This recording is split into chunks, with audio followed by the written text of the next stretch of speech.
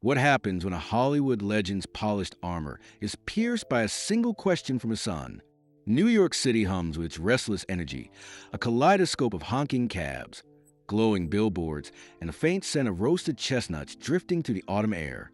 On a crisp October evening, Greenwich Village buzzes with life. Students in hoodies weave through crowds. Street musicians strum guitars, and the golden glow of cafe light spills on the cobblestone streets. Amid this urban symphony, a man steps out of a sleek black SUV near Washington Square Park, his tailored jacket sharp but understated, his salt and pepper hair catching the lamplight. To most, he's just another New Yorker, but closer look reveals Robert Downey Jr., 60, the actor who redefined redemption with his Iron Man swagger, now a philanthropist and producer with an empire built on talent and tenacity. Tonight, he's not here for a premiere or a pitch. He's here for dinner with his son, Julian, a 19-year-old NYU sophomore. But what starts as a casual night takes a turn when a question about God and forgiveness cracks open Downey's heart. Can a single moment shift a lifetime's perspective? Have you ever faced a truth that made you rethink everything? Stay with me. This is where it gets deep. Downey's boots click on the pavement as he navigates the park's pathways, the air sharp with the earthy tang of fallen leaves. His security detail, two discreet agents in dark suits, keeps a low profile, a nod to Julian's request for a normal night. Downey's used to the spotlight, the cameras, the fans, but tonight he's just a dad, or at least he's trying to be. His phone buzzes with a text from Susan, his wife of 20 years. Asterisk be present, Robert. Listen to him. No Hollywood charm offensive. Asterisk, he smirks, texting back got it, boss, and slips the phone into his pocket. Susan's always been his anchor, the one who calls out his slick deflections with love.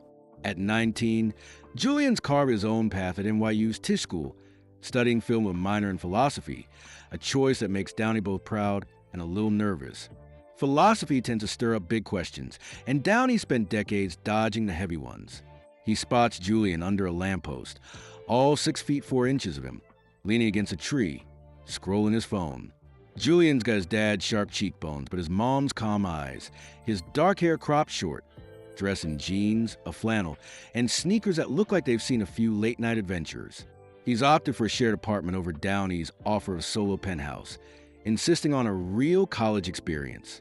I want to figure out who I am, not just for your son, he'd said, and Downey, despite his instinct to protect, had backed off.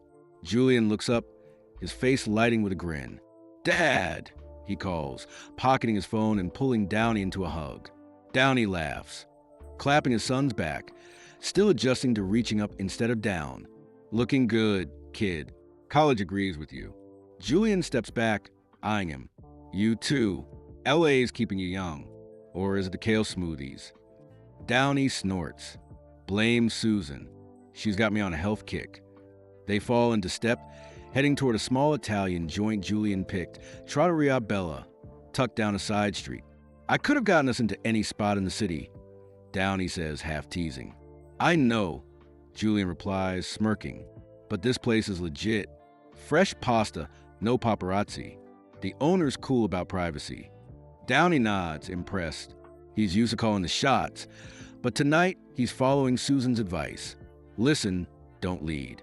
The restaurant is cozy, its brick walls warmed by candlelight, the air rich with garlic and basil. The owner, a wiry guy with a Brooklyn accent, greets Julian by name and leads him to a quiet corner table, giving Downey a nod but no fanfare. You a regular? Downey asks, settling in. Once a week, Julian says. Their cacio e pepe is unreal, and the owner's wife makes a focaccia. Downey raises an eyebrow. My kid, the foodie? Who knew? Julian shrugs, a quiet confidence in his eyes. I know what I like. Over plates of steaming pasta. Their talk starts light. Julian's classes, his roommate's quirks, Downey's latest legacy voices project preserving oral histories of marginalized communities. But as the meal winds down, Julian steers a conversation somewhere unexpected. Do you ever think about your dad? He asks, twirling his fork. Grandpa Robert, I mean. The question catches Downey off guard. His father, Robert Sr., a filmmaker with a complicated legacy, isn't a topic he revisits often. Sometimes, Downey says cautiously, sipping his sparkling water. Why? Julian's thoughtful as fork pausing. My psych class is diving into family patterns, how they shape us unless we break them. I know Grandpa was intense, creative but tough. I'm curious what you carried from him. Downey feels a flicker of defensiveness. Normally, he'd pivot with a quip, but Julian's earnestness stops him. He was a lot, Downey admits. Brilliant, chaotic, loved me in his way. But he wasn't big on warm fuzzies. I learned to hustle, to charm, to keep moving. Did he ever say he was proud of you? Julian asks, his voice soft but direct. Downey hesitates, searching his memory. Not outright. That wasn't his thing. He'd show it by dragging me to film sets, letting me watch him work. Julian nods, his eyes steady. Would you have wanted to hear it? Downey shifts, a rare discomfort creeping in. Where's this going, kid? He asks, half smiling to mask the unease. Just try and understand. Julian says, my philosophy class has me thinking about what shapes us, what we carry, what we let go. Downey chuckles, deflecting. Philosophy, huh? That's a rabbit hole. Julian smiles but doesn't let it drop. We're studying ethics, leadership, how power can be a tool or a trap. Downey leans back, relaxing into familiar territory. Power's about action, he says. You make moves, take risks, own the room. I learned it the hard way, rebuilding after my low points. Julian nods, but there's a quiet challenge in his eyes.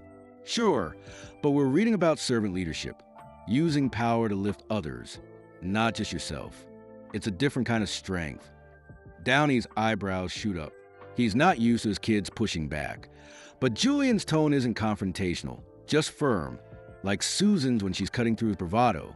Sounds noble, Downey says, but the world's not a seminar. You don't get far being soft. Julian tilts his head. Maybe soft the wrong word. Maybe it's about listening, not just winning. The words linger as they finish their tiramisu, the conversation shifting to lighter ground. Julian's short film project, Downey's latest charity gala. But the weight of their exchange sticks with Downey, like a melody he can't unhear.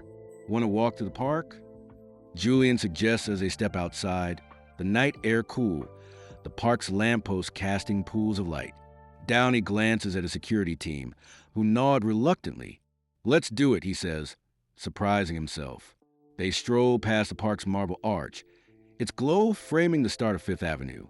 Students strum guitars, couples laugh on benches, and the city's pulse hums in the background. I come here to think, Julian says, his voice reflective. This place has seen so much protests, artists, history. It's like it holds all these stories. Downey glances at him, caught by the depth in his son's words. Didn't peg you for a poet, he teases, but there's warmth in it. They find a quiet bench, the city's noise fading to a murmur.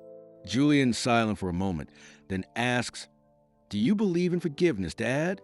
Not the Hollywood kind, but the real stuff. Downey starts to quip, but stops, sensing the weight behind the question. That's heavy, he says, buying time. Julian presses on. In class, my professor asked, do you think God forgives people with power but didn't always use it well? I can't stop thinking about it. Downey shifts, his usual charm faltering. That's a lot for a Tuesday night, he says, chuckling, but it's hollow. Julian's eyes, steady like Susan's, hold his. When I was a kid, I thought you were untouchable, Julian says. Like you could fix anything, scripts, scandals, the world. But I've seen how hard you fought to come back, how you rebuilt. I wonder if you think God sees that, or if he's waiting for something else. Downey's chest tightens. He's faced paparazzi, critics, even jail, but this, his son's quiet, piercing honesty, hits differently. I've made mistakes, he says finally, his voice rougher. Big ones. I clawed my way back, but I don't know if I've earned a divine thumbs up. Julian nods, picking up a fallen leaf, twirling it. I think God still loves you, he says softly. But maybe he's waiting for you to listen, not to fans or directors, but to that voice inside that knows what matters. Downey's silent, struck by the wisdom in his son's words. Julian's not preaching. He's offering a mirror, reflecting a side of Downey he's rarely faced. When you get so smart, Downey asks, his voice catching.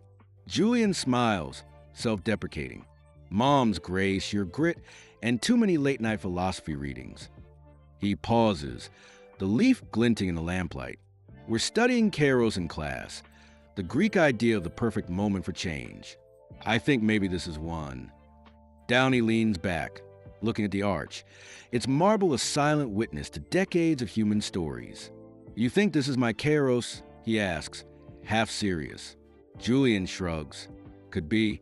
Or maybe I'm just a sophomore overanalyzing. They laugh, the tension easing, but the moment lingers. I've screwed up plenty, Downey admits, the words spilling out. Not just the headlines, smaller things. Times I wasn't there for you, for your sister, for Mom. I was chasing the next win. Julian nods, no judgment in his eyes. I know. I saw it. Not the red carpets, but the quiet moments when you thought no one was watching. You're more than your comeback story, Dad. Downey feels a lump in his throat. He's heard praise from Oscars to talk shows, but this, his son seeing him, flaws and all, cuts deeper. You don't have to keep proving yourself, Julian adds. Not to me. I'm already proud you're my dad. The words hit like a wave, washing over years of hustle, of rebuilding his name, of proving he was more than his past. Downey looks away, blinking hard, the city lights blurring. He's Robert Downey Jr., Quip Machine comeback king, but right now he's just a dad, raw and human. They sit in silence, the park sounds, distant music, rustling leaves, wrapping around them. A couple passes, oblivious to the weight of the moment. Downey's grateful for the anonymity, for this bubble where he can just be. We should head back, Julian says eventually. Early class tomorrow. They stand, walking toward the park's edge, where Downey's car waits. Julian chats about his film project, but the deeper exchange hums beneath their words. At the park's exit, they pause, the agents hovering discreetly. Thanks for tonight, Dad, Julian says, his voice warm. I know you're slammed. Downey pulls him into a hug, tighter than before. Anytime, kid. Let's make this a habit. Julian hesitates, then adds, there's this discussion group at school, faith, purpose, no industry talk. You could come sometime. No pressure. Downey raises an eyebrow. Me, in a room full of college kids debating God? That'd be a circus. Julian grins. Maybe, but they get over it. You might like it. I'll think about it. Downey says, meaning it. They part. Julian heading to his apartment. Downey watching him go. A mix of pride and wistfulness settling in. In the car, he's quiet, replaying Julian's words. God's waiting for you to listen. Downey's never been big on introspection. His life's been about action, charm, outrunning the past. Faith? He's dipped into it, mostly for Susan, for the kids, but it's never been his anchor. Yet tonight, Julian's question has cracked something open, a glimpse of a quieter strength he's never chased. At his hotel, Downey skips his usual routine. No TV, no social media. He stands at the window, Manhattan skyline, a glittering testament to ambition.